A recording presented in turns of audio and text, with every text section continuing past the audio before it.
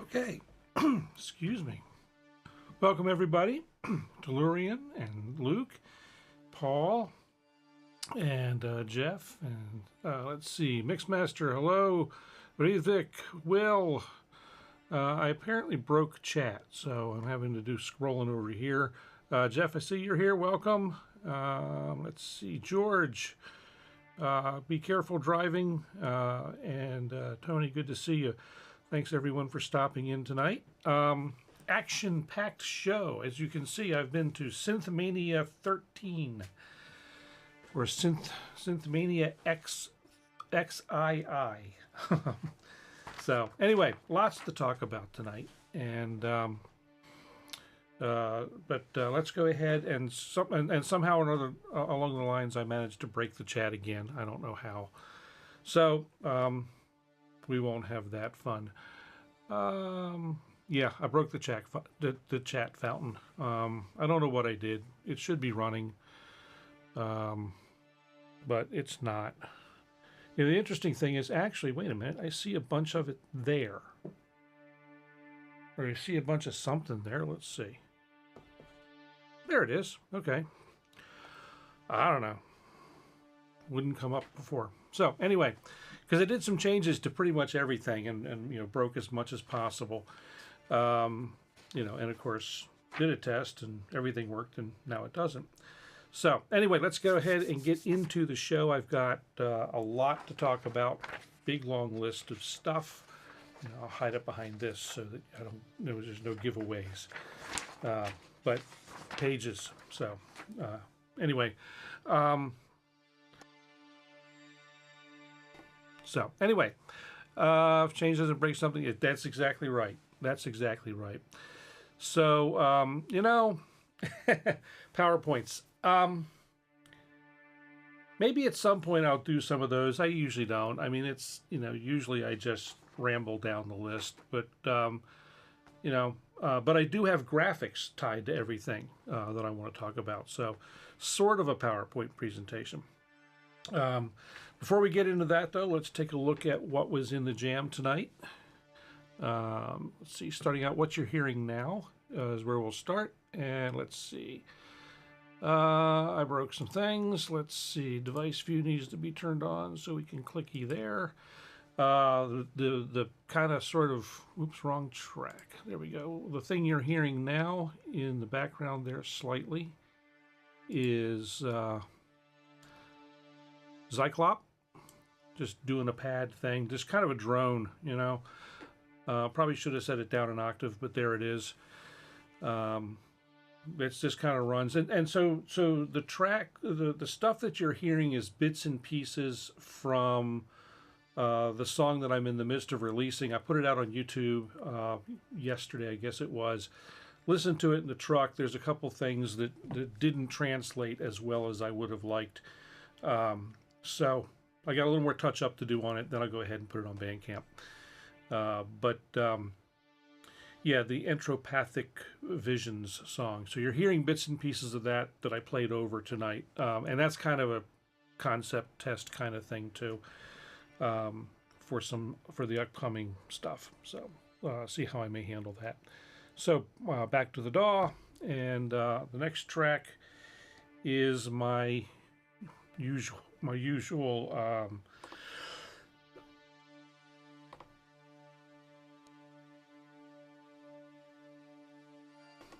my little personal ARP thing. Let's see.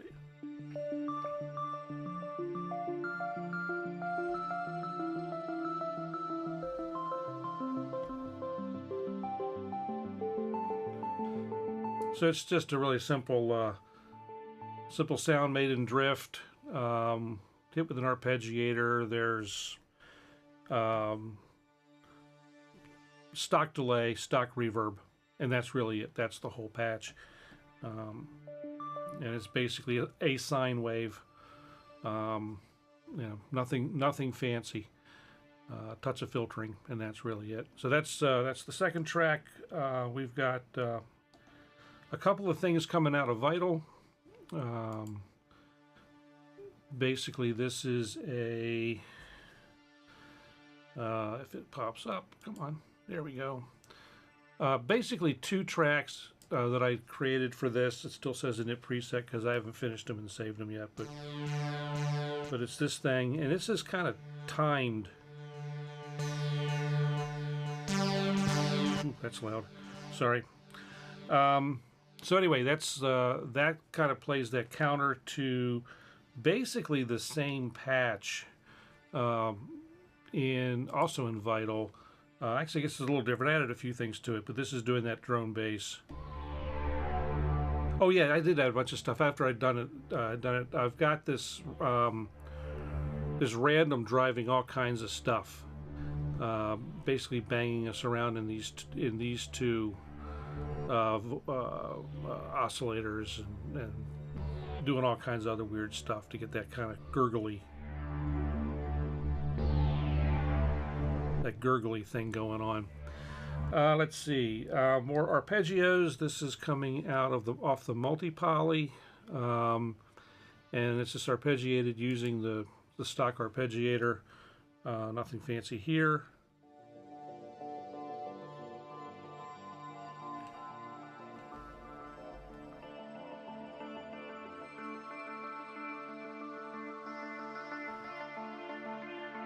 This is part of my recitation series of patches for the multi-poly.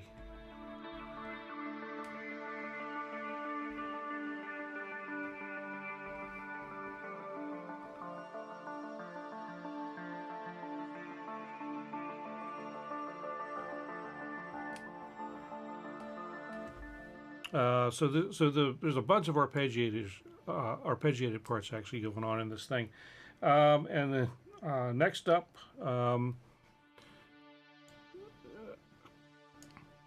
new version of, or this current version of Ableton Live kind of monkeyed something with display, and some plugins don't render correctly. You have to kind of go through some gyrations to get them to show up right, but a little mini V action, and this is arpeggiated as well.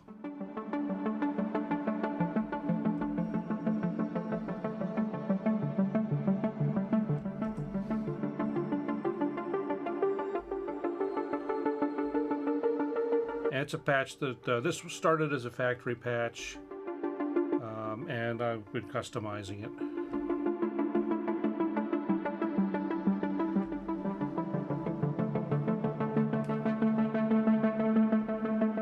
And let's see, I did bring back, unlike the actual song, I've got this weird percussion layer thing going on that I was using, which uses the session percussionist and a kind of a Pigments melodic percussion thing going on that I put together, and so it's got its own sequence.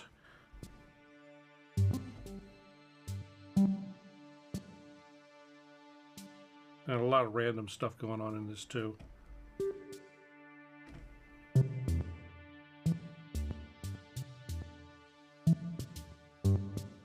So it works in concert with the session percussionist pattern that I put together,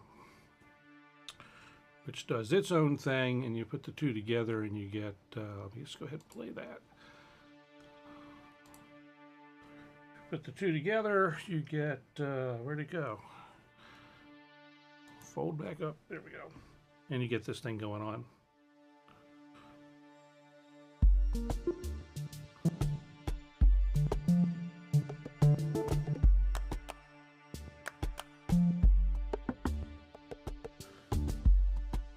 And then the leads that I was playing, I was doing in multi-poly, and let's see, which patch did I use on that?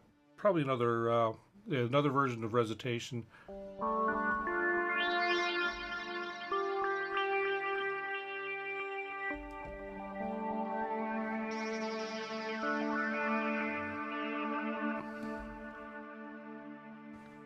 So that's pretty much it for what was in the jam. I am, let's see, get back that word along.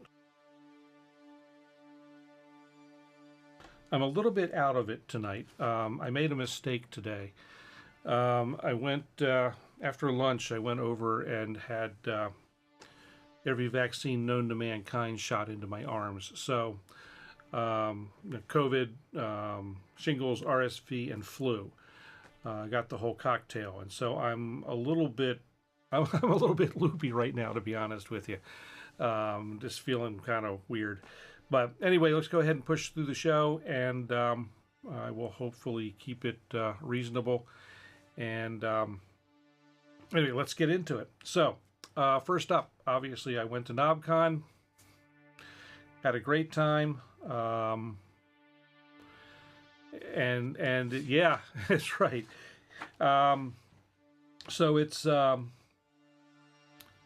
yeah, total brain fog, and my brain. So I've had COVID 3, maybe 4 times since this whole agony started, and subsequently, I'm often fogged. Anyway, so or fuzzy around the edges, as I like to call it. So it's a it's a state, and now I'm in 2 or 3 states. So and the coughing has whacked up today too. So excuse me. The kind of drag about being kind of a bit out of it right now is that tomorrow is a busy day.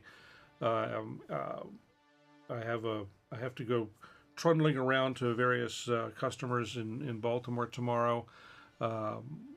Wednesday, it's 2 customer visits out in the counties, and then back into Baltimore on Thursday. And then next week, Tuesday, Wednesday, Thursday in DC. So it's like I'm kind of slammed, but hey, it's good. It's winding down. So and as I thought would happen, once I told people that I was going to be shutting the company down and semi-retiring, every little job and every little thing that they want done has come flying out of the woodworks, and so there it is. So Knobcon swag. Let's look at it. I got my bag right here. So T-shirt, the annual bag. In the bag, let's see. Some of the stuff is picked up, but let's see. We actually got something really useful. Let me find it here. I haven't taken it out of the piece of plastic yet. It's down here somewhere.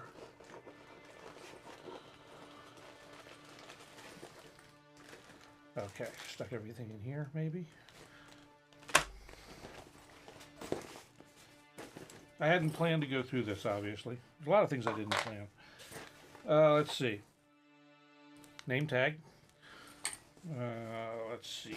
Usual array of stickers and stuff. A Post-it pad.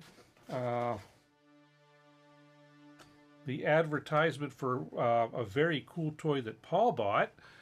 He did not buy it at Knobcon, but a little ad for the meta module was in there.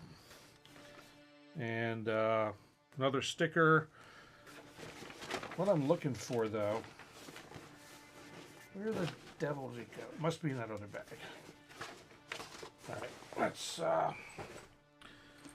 let's dig into the little bits bag here. Ah, there it is. This is what I got. The usual things. Couple of blank panels for my module, my huge modular rig. I got a 2-space, and it looks like a 6-space blank panel. A couple of keychain things, and oh, cool keychain from Sequential. Looks like a Prophet, so I'll probably actually use that one. The usual couple of tie straps, and let's see, we got a tape measure. So they missed the boat on this tape measure. They gave us all this little tape measure. Nice simple little tape measure. But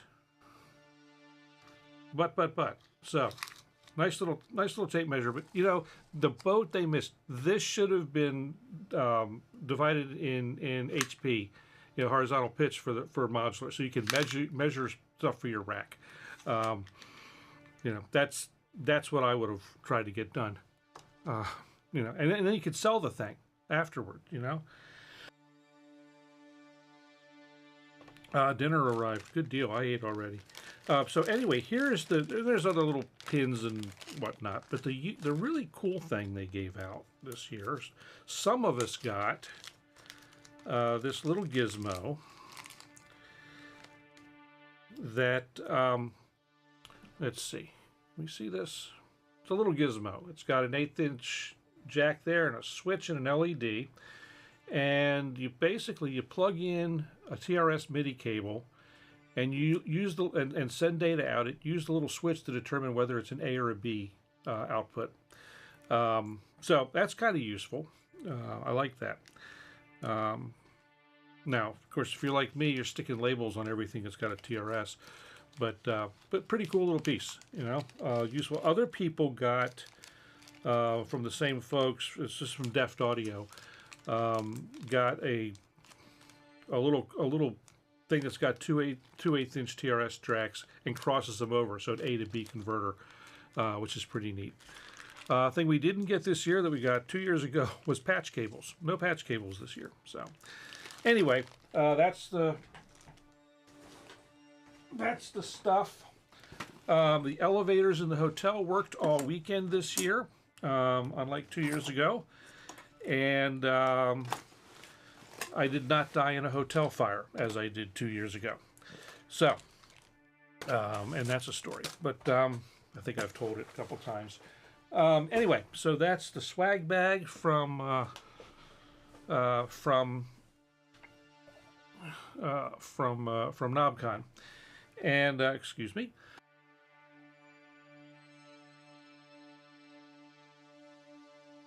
Luke was there when I died in the hotel fire. He didn't come save me, you know. Oh, anyway, that was weird.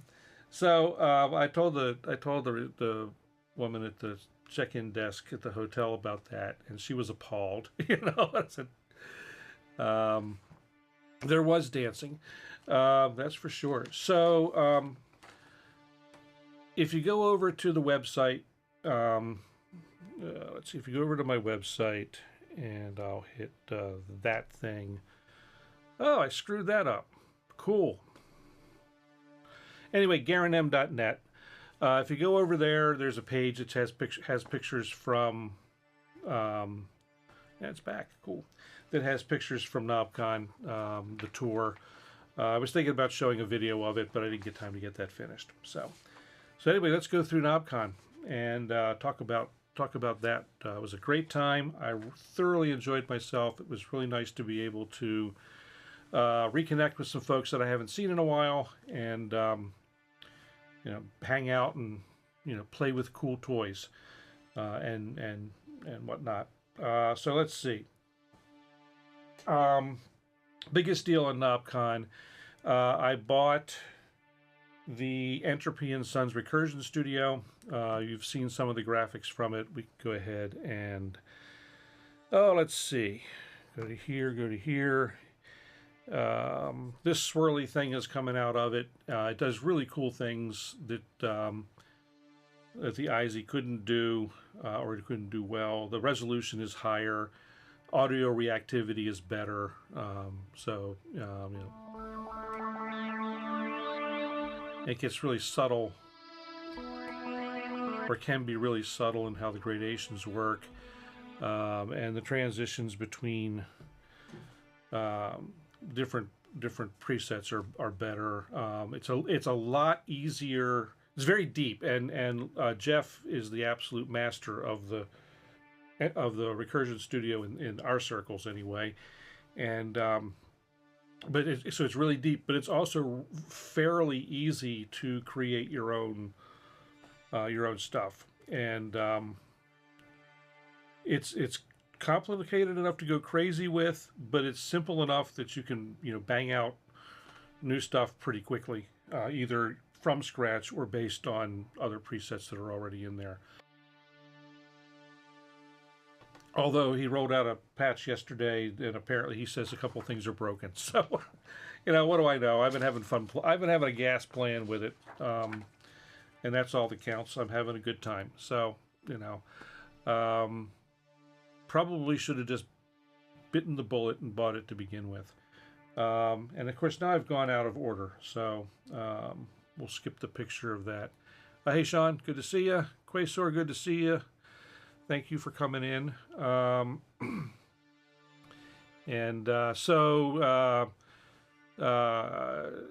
Sean had a last minute request to play the opening evening music there. Fantastic performance. Thoroughly enjoyed it. AI rabbit holes are always dangerous.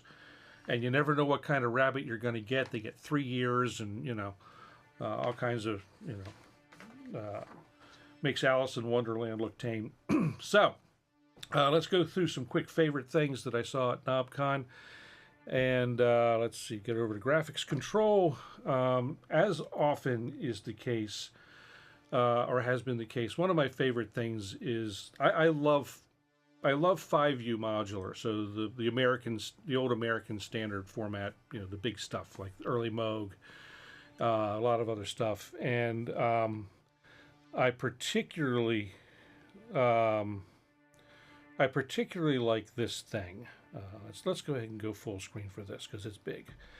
So when I was at Knobcon 2 years ago, muSonic showed their vanilla synth, and it's just a beautiful sounding instrument, and but when it first came out, just a mono synth. So this is a 4-voice version of the vanilla, which is so 4-voice polyphony. You can actually play chords, and the thing just sounds outstanding, you know. And there's nothing to not like except, and I'm going to say the price because it's, you know, it's a $16,000 investment, but you know, it's seeing what I see with folks with their various modular setups, whatever it be, whether it be Eurorack, whether it be Surge or Buchla or whatever. Yeah, $16,000 for a 4-voice monster, or you know, you can arrange it to do whatever you want it to do. You know, that's really not a huge investment, and it comes with a travel case at that price. So, you know, not a bad deal if you've got $16,000. And the little, yeah, and the little green box over to the left is a sequencer, a sequencer arpeggiator unit that's also brand new. So anyway, the thing is stunning. It's beautiful to look at. It sounds amazing, you know. Nice big hunky knobs and 1/4-inch connect, you know, jacks, and man, I'll tell you what, it's one of those kind of things that I might someday. Yeah, here's my kidney, exactly. You know, I could almost see the money for the single voice. The original one in the nice wooden case is $3,000 or something along those lines, and they've got a version in lesser cases, for you know, $2,500 or somewhere there. So I don't think it's outrageously priced, you know, and so it for what that is. I mean, that's, you know, like I said, that's he said Friday nights, $16,000 with the case. Actually, he says the synth sells for $15,000. He won't sell it without the case, which is $1,000. So it's a $16,000 instrument. And it's well, I'll gush on it a little more. It sounds amazing. Nice piece of kit there. Let's see. Also had a great time. I made some mistakes while I was on the trip. One of which was I had a fun time patching this little synth and playing in tandem with a plant. So off to the left there's a plant, and there's one of the modules is reading stuff from the plant. Yeah, exactly, Quasar. So this was so it was fun. I patched this, and what you see here is my patch, and it made all kinds of neat noises, and I had a blast with it for 20 minutes or so. So that was a fun thing. That was a favorite item. That's at the free modular booth. Another really cool thing. This one will be somewhat controversial for people, maybe. But another cool thing is the new Synclavier, the Regen. So this is an interesting piece of kit. It is, it's a Synclavier, and but there's some difference, the knob, which is off to the left in the picture here, is not built into the unit, and the knob was kind of a trademark item on the early Synclaviers. And that would have been cool. That would have been cool, Sean. That would with the breath, that would be cool. So anyway, this is now what the devil is that? Where did that come from? I know where it came from. Stand by. Let me push a button here, get something loaded up into the correct slots. Okay, that should, even though that's broken, that should fix what. Actually, I'm going to try and stop that. Let's get that out of here, or try to. I don't know how some of this stuff I don't know how I broke. It doesn't make sense to me. Okay, that goes away. Now I'm going to push and hold this. Okay, there we go. Robbie picked the wrong gear for a live blind unboxing. So the Regen is it's kind of like a Synclavier grown up real big. It's got 12 elements instead of the original 4, I think it was. It's got the knob is replaced on this unit by that little swiper object there on the left of the screen, to the left of the screen, and it's an interesting slider. It's a touch, capacitive touch kind of thing of some sort. It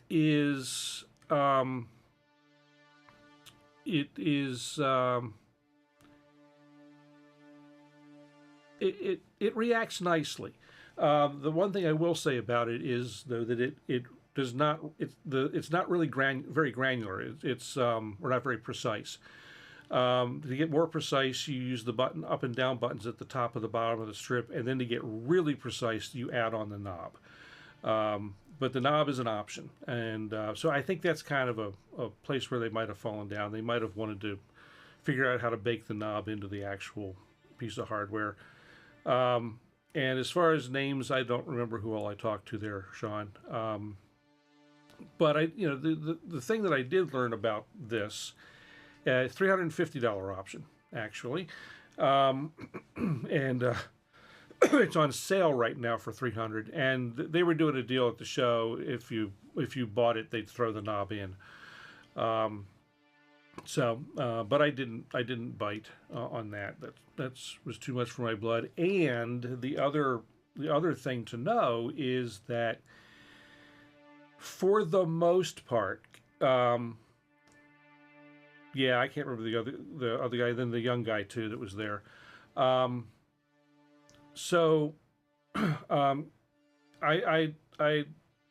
did talk some with Cameron Jones, and then attended his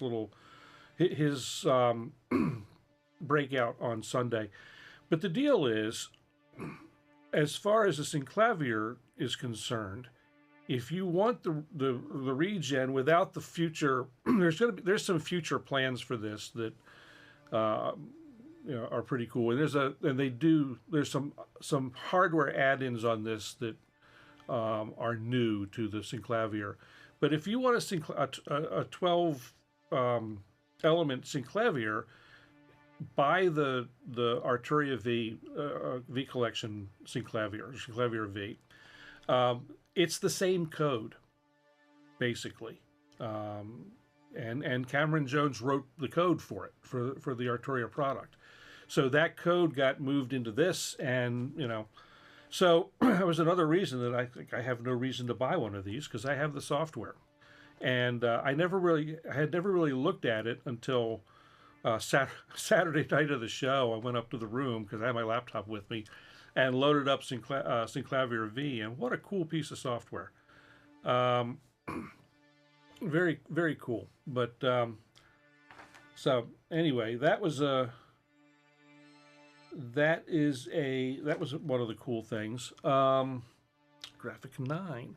So 2 weeks ago here on the show, I talked about Dawesome coming out with a new soft synth that is a new take on wavetables, and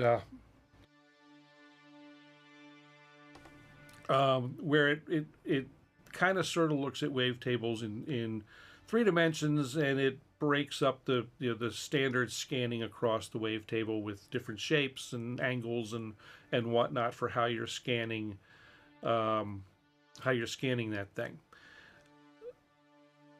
The good folks at Conductive Labs put this on the table, something called Terrain.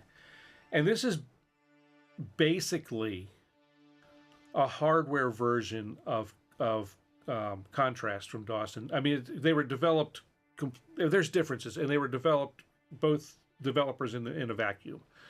But this thing is really cool. And you all know how I am about wavetables. If you've been following me for any length of time, I always question, do we need another wavetable synth? And because most wavetable synths were coming out being basically rehashes of the same thing over and over and over again. Now we're looking at some really new stuff in wavetables, both with the Kontrast software instrument coming out from Dawesome soon, and this piece of hardware. This is going to be starting up. The work's done. But they're going to be doing a Kickstarter to raise the production, to know they've got the cash for initial production run. And I'm 99% sure I'm going to buy one of these. What this adds over the Kontrast instrument, or one thing this adds over the Kontrast instrument, is it's 4 layers, so you can it's actually multi-timbral. And of course, plug in, you just load up for however many you want. But so this it's hard to describe this concept of both this and Kontrast and Dawesome in words. It's the kind of thing you have to see and hear. It's really very cool. It is absolutely amazing. I agree, Tony. And it is, yeah, I mean, it's all like crossfades and stuff. You can do it, play it multi-timbrally for up to 4 voices or up to 4 parts. You can do layers, you can do splits, the whole thing. And this, yeah, it does. The screen really does look like Elcars. It's really nicely designed. This is one of 2 pre-production units where they're still looking at final details on things like the deco, how the painting gets done, that kind of stuff. But the thing is basically ready to go. There's some code stuff they're still working on, minor stuff. But anyway, I'm psyched about this in a way that I probably shouldn't be. I have no idea how much it's going to cost, but I want it for some reason. And I guess because I just love the way wavetable synths work. So that's pretty much that. And then so let's see, going in order of the pictures, the Recursion Studio. Yes, I bought one. We already talked about that. And you know, the reality is I probably should have just bought this, you know, bitten the bullet, as I said, bought this to begin with, because I'm really loving the stuff that it does, and it works well. There's things I haven't set up yet, like this thing. In addition to audio reactivity, it can be triggered or controlled via MIDI and CV. It's got 8 CV I/O ports on the back. So plays well with modular or anything that's generating clock or any kind of control voltage gate kind of stuff. So I'm going to get into that at some point, I think.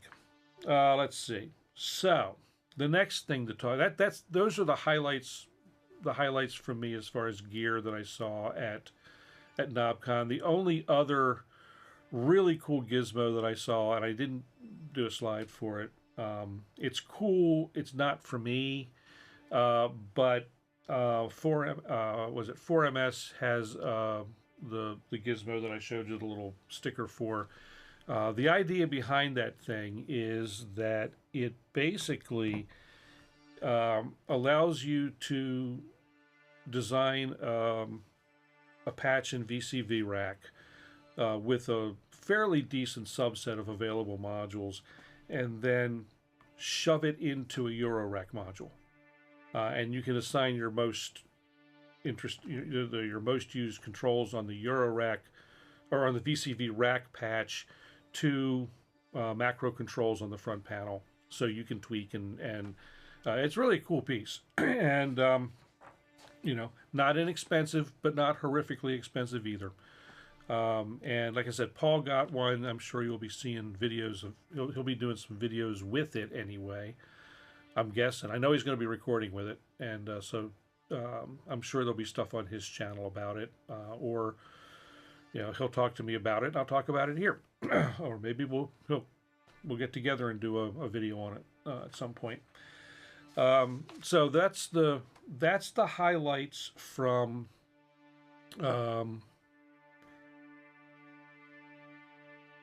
Let's see. Repair the video. Oh, okay. That's getting into the weeds. Yeah, it has a lot of potential. The little 4MS thing has a lot of potential. That's gonna be a lot of fun for you, Paul, I'm sure. So that was, you know, the other thing. There's tons of. Yeah, there's so many modules, both a VCV rack that could be pushed to the new thing. Oh, cool. We will definitely have to find that. That's on your Bandcamp, right, rauðvik? Find his Bandcamp. Listen to the new track. He's probably also got it up on YouTube, I'm gonna guess, and Blue Sky, I would guess, because that's where he usually puts stuff. Of course, there's Knobcon isn't Knobcon without a myriad of modules, and there are so much cool stuff. And once I get through later down on my list of stuff to talk about, we're going to talk about some stuff like that. But one thing I did want to cover tonight, because I've been asked about it. Modwave, cool. Yeah, I've been following your comments on Blue Sky about it. I'm looking forward to hearing it. Graphic 11. So, this guy. I went and had a touch with the Kronos 3. And so I'm glad that Korg bought Kronos 3, or brought the Kronos back. I don't know that there's enough different about it to really call it 3. I would call it 2.5. It's really the same old Kronos that it's always been. There's nothing earth-shatteringly new about this new Kronos. I can kind of sort of almost confirm that what they did was what I thought they were going to do. And that's put a better, larger SSD drive in it that's faster. That's how they're getting the 60% better boot time. because as I said, as I've said before, I was able to accomplish that in my living room, upgrading my Kronos 2. The new screen that is supposed to be much better is not much better, to be honest. I don't think they're saying that it's supposed to be more responsive. I don't feel like it is any more responsive than the original one. They say it's supposed to be better in more lighting conditions, and I think it's worse. They put a matte finish on the screen, and in some conditions, the glare is awful. So I was not particularly excited about the new Kronos, and I liked the look of the old one better. The old one had nice wooden end cheeks as opposed to these. These are some sort of plastic composite material with fake wood grain. It feels like, I'm not 100% sure, but that's what it feels like to me. They did add some new. There's no new synth engines. Nothing new and cool like that.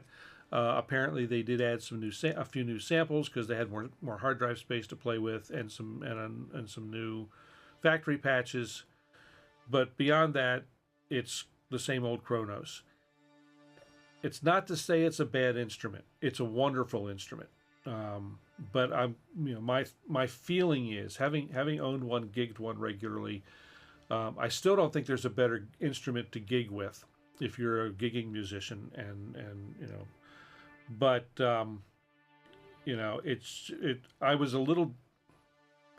I can't say that I was disappointed because this is exactly what I expected that it would be, because that's kind of been the history of the Kronos. It's the improvements to it over its lifetime. Original Kronos, Kronos X, Kronos LS, while the various versions of Kronos 2 have been very incremental improvements. So, like I said, still Kronos. No one trading. Well, because that's the other thing. It's expensive. I thought it was expensive when I bought. I thought it was expensive when I bought mine. Now, the price that I paid for mine was exceptionally low. I got a deal and a half on mine. But it was an expensive instrument when I bought it. It's a more expensive instrument now. Of course, everything is more expensive now, so we take that into account. But so let's see. That's pretty much my quick. My quick take is, if you want a Kronos, and if you're a gigging musician, a Kronos is a fantastic instrument. Buy a good used Kronos 2, and either just use it as it is, or upgrade the SSD and move along. You won't notice any significant difference doing that. The only thing that I noticed with the SSD difference, things that will be better with a faster SSD, the initial boot time will go from 3.5 minutes to about 1.5 minutes. And loading the piano samples will be more fluid and faster. Those are the big improvements that a better SSD gets you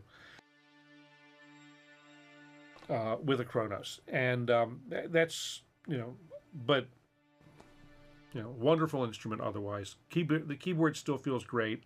Aftertouch, not poly.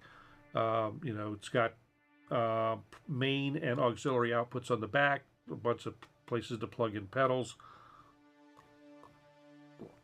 It's got a USB host port, so you can plug in a second MIDI controller and go to town with it.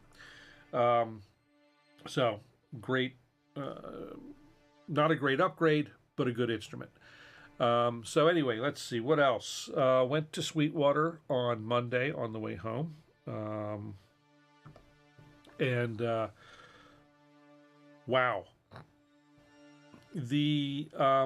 So really, it's the Kronos is not. I looked at keeping my Kronos when I started. When I got out of gigging and started to do this, and it was not really the instrument for me.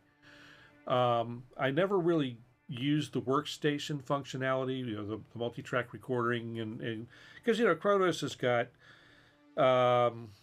16 MIDI tracks and 16 audio tracks that you can record in the box and do mixes and the whole thing. I never used any of that, and I don't think I would use it now. I much prefer software like Ableton Live or Studio One or something like that for that, or Cubase, something like that. I much prefer those kind of applications for that kind of work. And so I never used the sequencer function. I never used the composition functions. So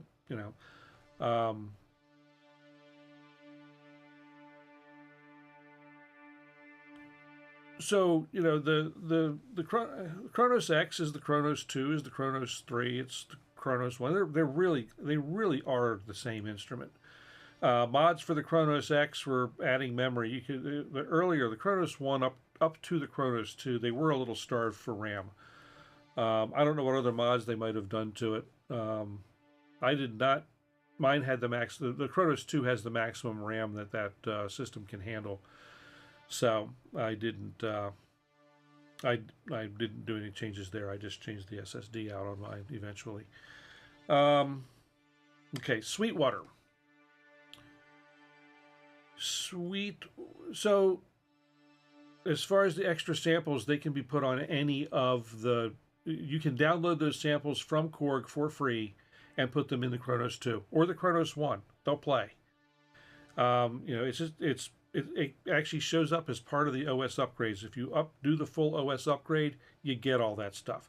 And yes, Tony, that it does. That platform needs a real upgrade. I mean, as far as that goes, probably time for that platform to go away. And then move to the next iteration of whatever their true flagship is going to be. Because it's what 2011. They've been rocking that platform. The problem, not really a problem.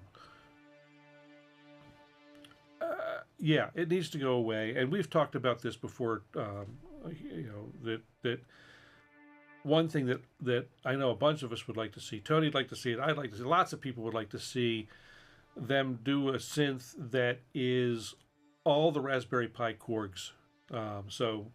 Multi-poly, Op6, Wave State, Mod Wave, and even the King Korg Neo, in a single keyboard, multi-timbral keyboard, with a good keyboard. It can even be just the keyboard.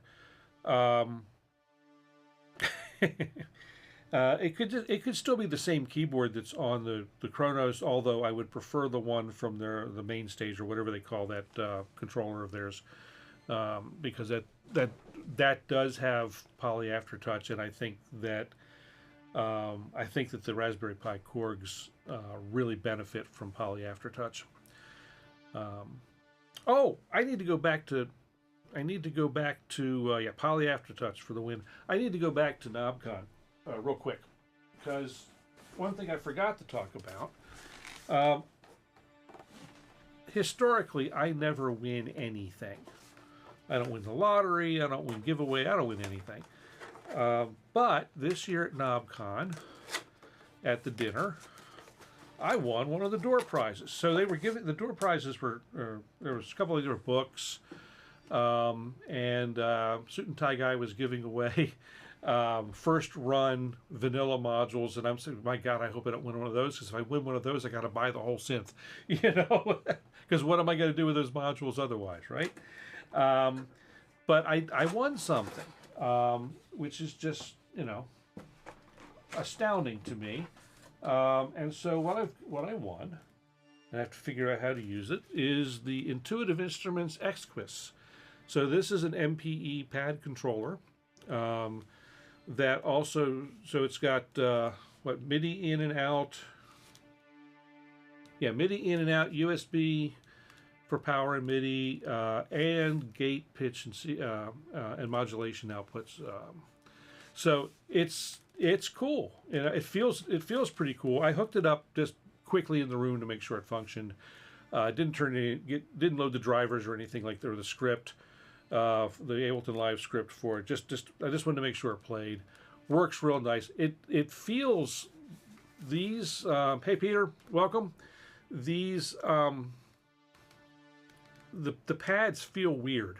I will say that they're going to take some getting used to, because they're not like Launchpad pads. They're not. They may be sort of akin to the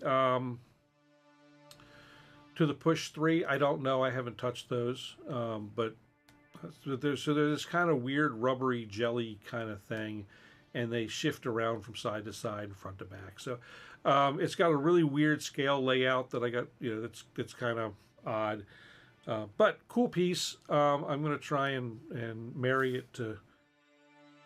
Probably marry it to the mod wave at first for my first experiments. Either that or pigments, directly to pigments. But four rotary encoders, and anyway, neat thing. And like I said, I never win anything. So okay, so now back to Sweetwater. Sweetwater is freaking huge. I knew it was big, and I've seen videos of it. So I'm not putting up any videos or pictures. I took a bunch, but I'm not going to bother you. If you search the YouTubes, you'll find everyone's tours of Sweetwater. I got a tour. Unfortunately, there were a couple of places that I would like to have seen that were they were doing stuff in, so I couldn't get into. I couldn't get into the TV studio. I wanted to see that, and I wanted to see the backstage at one of their auditoriums. I couldn't get to that because they were setting up and doing stuff in there, so couldn't get in there for production. One thing that surprised me was how little Behringer gear there was on display. I mean, there was next to nothing from Behringer on display, which I thought was really strange, given that they're, like the big Behringer distribution point for the U.S. Now, I did learn that they're they're buying direct, but they've got a rep that reps a whole bunch of other lines as well. So it's really not as exclusive a deal as originally thought, and so obviously we've always been able to, or since the pulling back from the dealers, you can always get it at Amazon as well as Sweetwater. But now you can start to buy stuff from new Behringer stuff at Perfect Circuit and a couple other places, Alto Music, I think. So I don't know that Behringer's drying up. Certainly not. I mean, they keep coming up with new stuff and interesting new stuff. But and more in the pipeline apparently. But I just know it's well. So, but as you learned, Paul, isn't gear nuts tied to Sweetwater? Isn't that what you found? I know your reverb store that you got was theirs, but yeah, I mean, inventory with tariffs. I don't know how much stuff's in country now from Behringer that needs to be replenished. I don't know what we're going to see with pricing. I'm surprised that the price of the Neutron has climbed to I think $497 or something like that, and the new Proton, which does more, is $60 less or something like that. I thought that was I think that's pretty strange. I have no idea what's really going on there, but anyway, that was just kind of a surprising thing to me. That I had expected a wall of all the Behringer, tabletop synths, like the Pro 800 and the Pro 1 and the Proton and the Neutron and all the Wasp and all that stuff. So that kind of surprised me. They did have the PPG clone on the floor, and something else. Can't remember what it was. But that was it. That was all that was represented from Behringer in the keyboard department. And I didn't look real. I'm pretty sure there was nothing in the guitar department. Even though their amps are, their guitar amps are pretty decent. So anyway, no DeepMind, no DeepMind X. I don't know if that's in country yet, in any kind of quantity, Paul. Don't know. So anyway, continuing on with Sweetwater, I did get to put my fingers on some things that I've really wanted to put my fingers on. So let's see. This thing. You're right. Maybe that's the case. I didn't have a chance to ask Carson about it, and I don't know how much he really knows about what goes on the sales floor. He's more direct sales. So, but so this thing, it's what I'm getting tired of that drone. Let's make that drone go away. Let's do something else quiet in the background, maybe. What do I got that I can play? It's interesting. Let's do that quietly. It's going to be in your right ear mostly, but oh, the reverb's nice on the left. Okay. So some things about the fan of the river. some comments about the Polybrute 12. It is not like the Polybrute 6 voice in many ways. In many ways, it is like the Polybrute 6 voice, but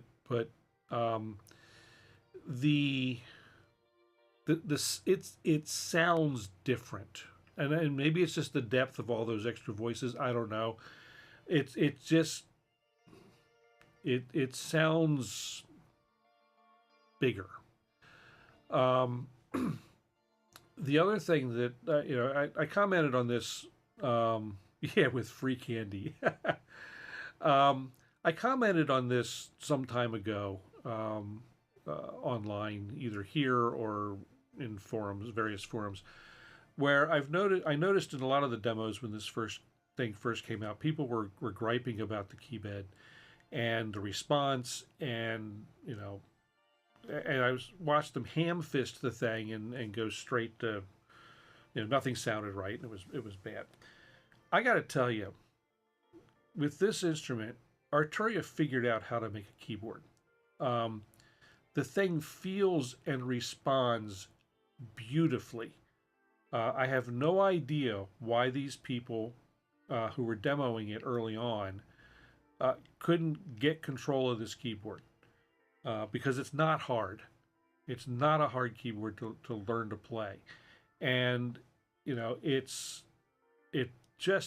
feels, it's light. I mean, it's a light action, but it feels really, really good, and it's really, really expressive. And man, I should not have touched it. That's all I have to say. I did not buy one. I'm not ordering one, but because I would have to sell a kidney and probably some other vital organ to be able to get it. But man, what a nice instrument! And can you press to black and white things? Oh yeah, you press the black and white things to play it. Excuse me.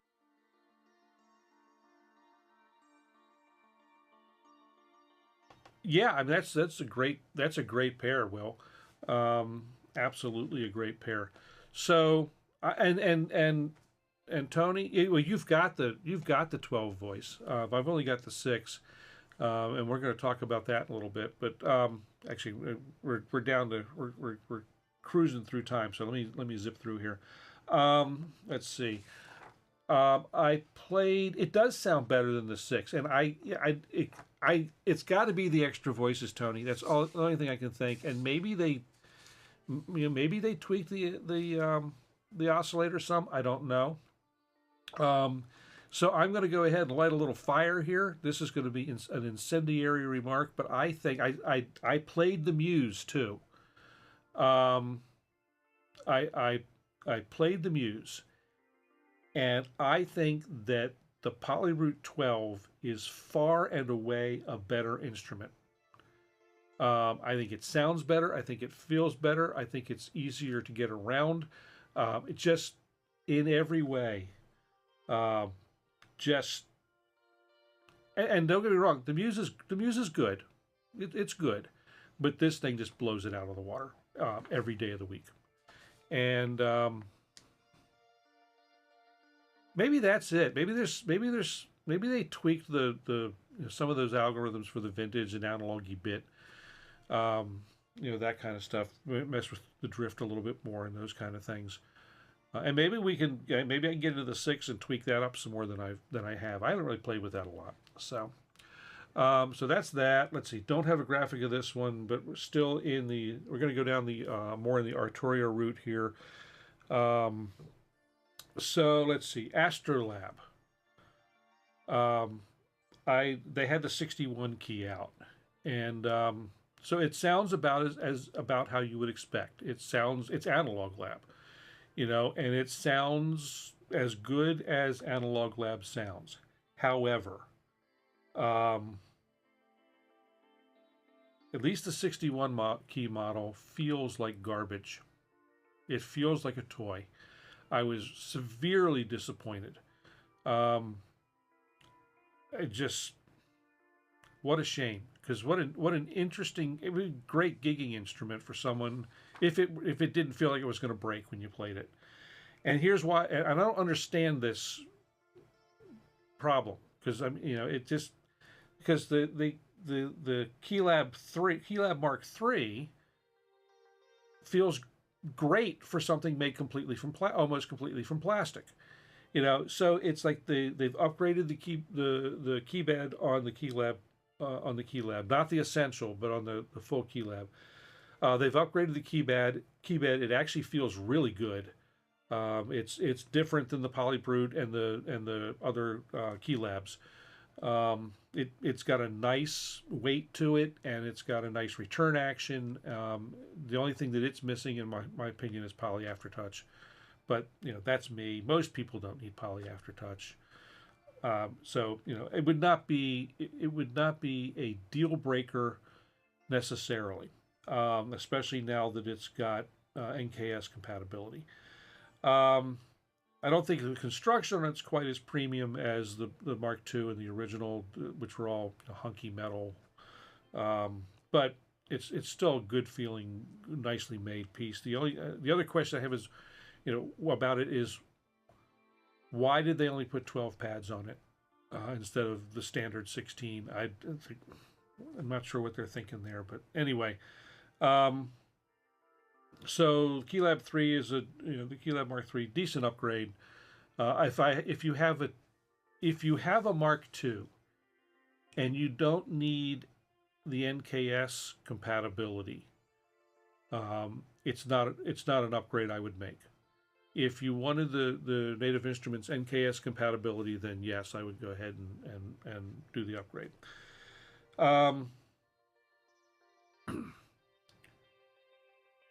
Well, yeah. So the Keylab will work. The Keylab will work with pretty much anything, Paul. The AstroLab will run pigments as a preset player, and so that's pretty cool. That was a recent update that they've got it up to. They've got Pigment 6 running on the AstroLab now, which is nice. So let's see, that's that.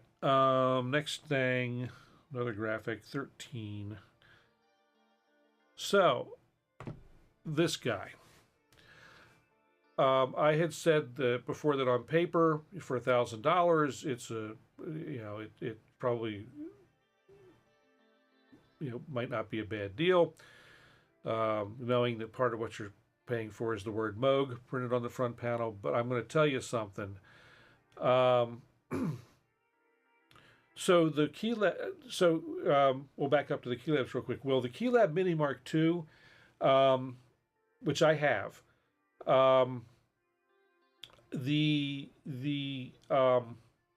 it's decent. It's quirky for the Mark II. The Mark III, the Keylab Mini Mark III, or whatever they call it, that's really nice. I have one of those as well, and that's my travel keyboard. I took when I go away for long weekends or whatever. I had it in the hotel with me at Knobcon. I carry the Mark III with me. It's nicely built, nicely built, lightweight, integrates well with pretty much whatever I want it to. All right, Luke. Talk to you soon. Yeah, I have to catch the rest because I'm getting into the interesting stuff, and I'm going to want your input on some of it, Luke. So you'll have to watch the rest tomorrow. This is one of those instruments. This is like the Roland Gaia 2. I went into the store. I went into the store and it was one of those things. I wanted to love it. That's okay, Luke. We'll talk tomorrow sometime. I'm going to be out and about most of the day tomorrow, but tomorrow evening we'll catch up. And sleep well, Luke. I wanted to really like this, and I really didn't. It sounded. I went through presets, which of course supposed to show everything off. I also did some of my own, my own tweaking and whatnot, and it didn't, to me, capture the Moog sound and feel. I was unimpressed. Yeah, I was underwhelmed. Conceptually it's great, but I'm looking at the picture now, and in a large portion of it, the layout is exactly the same as the sequential Take 5. But so if I were looking at this in the Take 5, I would buy the Take 5 in a heartbeat over this, because the Take 5, is only a few dollars more. Well, actually, the price on the Take 5 jumped up a lot. It was a box of meh, is how I felt about it, especially with, I don't know if it does polychaining, but, so this is $1,000, so $1,000 mono synth. For $1,000, there's other mono synths I'm going to buy, plain and simple. So I don't feel it's very Moogish, even with the little bass help button pressed. The filter doesn't sound right, and the oscillators don't sound right. It's one of the. It's like the difference between the 6-voice and the 12-voice Polybrute sound. Something I can't quite put my finger on. It's just not quite there. It's. Yeah. If you've got a sub 37, you have no need for this at all, honestly. Or, you have no need for it. The only thing that I might say, the only thing that I might say is for me personally, I would probably take a Pro 3 over the sub 37, but that's me. For less than another $1,000, grab a multi-poly. My take, I wanted to look at this because I was curious, but I've also got this other thing going around in the back of my head. And so for the same price, you've got a Pro 2. So, I like the Pro. So I was disappointed. The Pro 3 on the floor at Sweetwater had crashed. I'm not sure what was up with it. I couldn't get it started again. So I didn't get to play with it. But I still like that better. I still like the sound of that better than the sub 37, and that's a me thing. I've always liked the sequential sound. But I also like, um, yeah, it's a little weird, but you know I can live with it. Actually, F is kind of messed up. If you're gonna start not on C, then you should be starting on E. You know, because this is a mono synth. This is supposed to be bass player territory, and you know that low string on a 4-string bass is an E, and that's where they want to live. Yeah, you know, so it's like, not sure, not sure what they were thinking there either. So you know, there's certainly there's if you look to the left side of the keyboard there's wasted space. They had room for another key down there. So I don't know. But as far as I'm concerned, if you're going to spend $1,000 on a Moog, you know, and you want to, you know, then buy this. Yeah, if you want $1,000 monosynth, buy this. It sounds better. You know, this thing's got balls. You know, it's simple and straightforward. It's fun to play, fun to patch, sounds fantastic. You know, and I played with this for 25 minutes. I think the grandmother, personally, I would buy for the same price. I would buy the grandmother over the Messenger, hands down. Now you give up presets. There's no presets on this guy, and it's, you know, there's other things you give up, but I think it's worth it. This thing sounds that much better, and yeah, exactly. That's exactly right, Tony. Yeah, exactly right. They had a chance. They had their chance, and they've mucked it up. So anyway, who knows what they'll do next, if they'll, you know, get it right or not. So this I mean, this looks like a Moog. It feels like a Moog. It sounds like a Moog. And when I compare something to, when I say these things about a Moog, you have to remember that my first experience with a Moog was in, you know, 1981, and it was, you know, what would now be called a System 35, I think, or very close to it.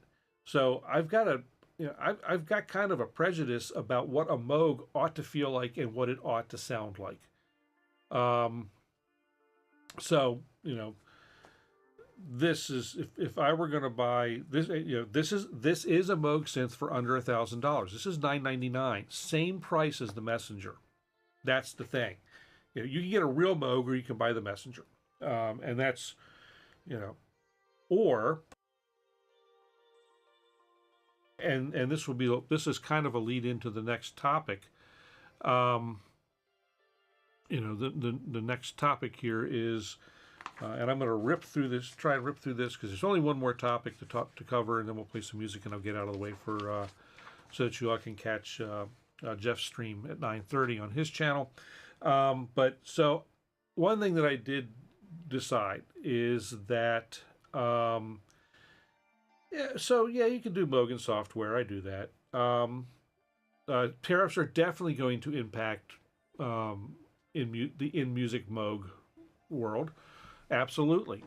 You know, they were going to impact Moog anyway, because a lot of their circuit boards were already being done overseas, and for most, except for the, you know, the really high end stuff.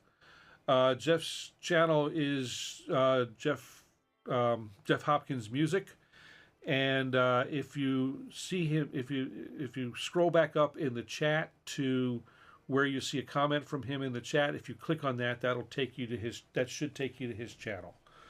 I think, or at least take you to his profile, and then you can get over there and take a look at it.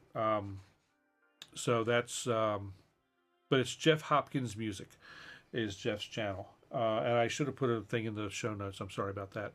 So there's I mean, I was playing the mini Moog emulation tonight. It sounds great. There you go, at Jeff Hopkins Music. There you go. You'll be seeing on the 30. I'm going to try and get out of here. I got 5 minutes left. So real quick, probably going to be modular in my future at some point. I've gone back and forth of this. It's some things are going to have to go away from here to finance that move. I don't, and there may be some surprises in what I get rid of to do it. But modular synthesis is why I got into music in the first place. It's what I really wanted to do. So I have this kind of concept with the idea being something similar to what Luke is doing with his Matriarch, but on a tighter budget. And I'm just fooling around with ideas, but I came up with this concept. Part of this was I wanted something that would be companion with my Pro 800. So one of my thoughts is a 9U modular rack that holds the Pro 800, a system or a Model 15 from Behringer, which I'd wanted to touch but couldn't, and some various modules and what's in there is there's placeholders of playing around a modular grid just to show the idea.